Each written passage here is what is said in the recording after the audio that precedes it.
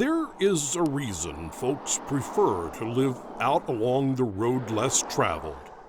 Small towns are just different. Life moves slower. The little things mean more to people. And on Fridays at Water Valley High School, one thing is on everyone's mind.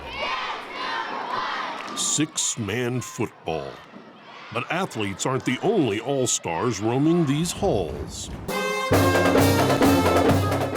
When I see their faces, they're all smiles and laughs and everything, always clapping along with us, they're having a real good time. My entire family has gone here for generations. It's almost a sense of pride thing when you look back and you see all the younger generations still enjoying what we're doing. Meet the Water Valley High School Band. With just 22 members, they are possibly the smallest marching band in Texas. For drum major Logan Chapman, their bond is more than just extracurricular.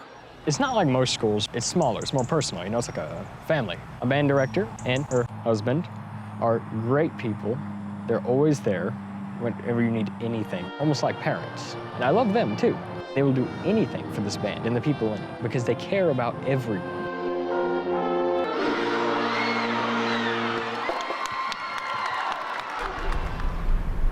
Right after the first fermata. Ready?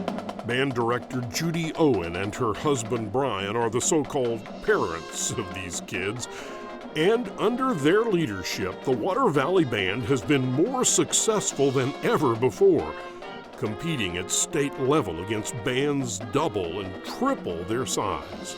We have people tell us all the time they've never had bands this good a quality. There's 459 1A schools in Texas, and of those, there's 14 of us that received a Division I, which is what you have to receive to qualify for state. The funniest thing we had happen was 2 years ago when we went to our all-region, we took 2 Suburbans. Our band director pulls up to the gate and the guy's like, "Where's your band?" He's like, "Well, they're right here with me." And they couldn't believe it. They were just laughing at us.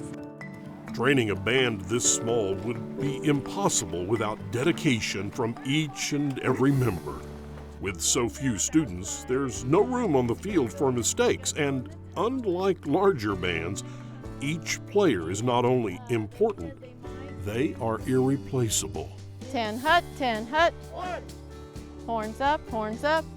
We have 1 trombone, 1 baritone, 3 tubas. Everybody's playing a solo part because that's all we have. We have some on first clarinet, some on second, but if I lose anybody, so that part is a little hard. If you were at a bigger school, if you had 3 or 4 gone, nobody would know. You wouldn't hear it. They learn individual responsibility, and that's so important for life skills. Despite their size, the tiny but mighty band marches on with an enormous sound. And according to Brian, that's because they're listening for more than just the correct notes. They're listening to their hearts. When you boil everything down, it's the music that has to be number one.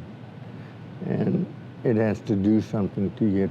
It has to do something to your soul, whether it's a rock star, whether it's a country western singer, whether it's a band director in a small town like Water Valley. It's got to affect your soul.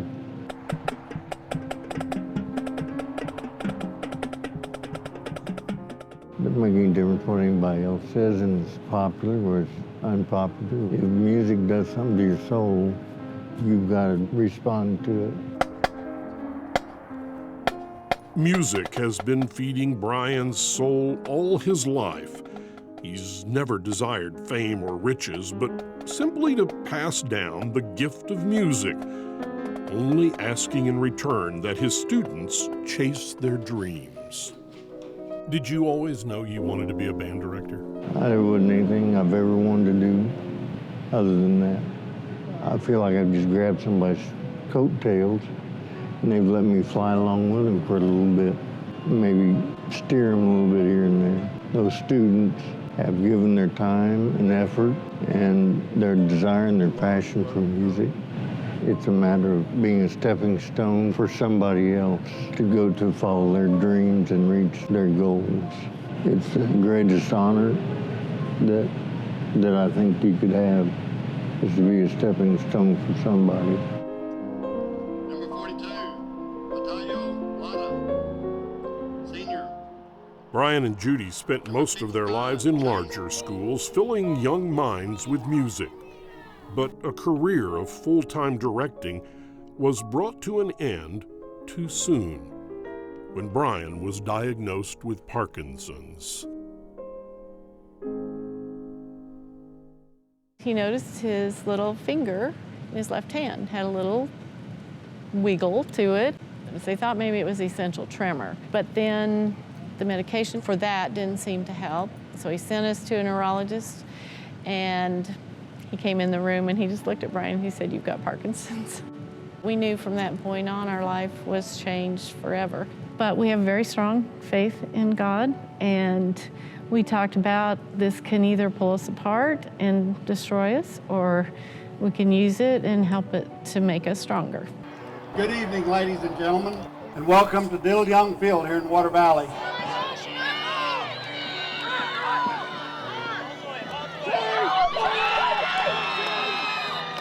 Just when it seemed the match had been lost, Let's go! it turned out the game was far from over. The two relocated to Water Valley, to a school able to better accommodate Brian's circumstances. And though Judy is the official director, Brian is her volunteer assistant, beside her for every beat and measure.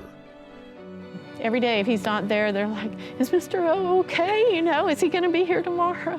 They love him. I told Judy I want to make a list of all the things that we would have to give up if I didn't have Parkinson. What? There are just so many. Well, the best trumpet player I've ever taught, right here. I'd have to give that up. I'd have to give up relationships with all these kids. It's one of the happiest times in my life right now. We can't always understand why things happen the way they do, but there's always a future to look forward to, because sometimes tragedy can take you exactly where you're meant to be. For Judy and Brian Owen, that's right here at Water Valley High School, where they will continue to strike a chord in young minds. They do so much more for me than I do for them to help me choose life.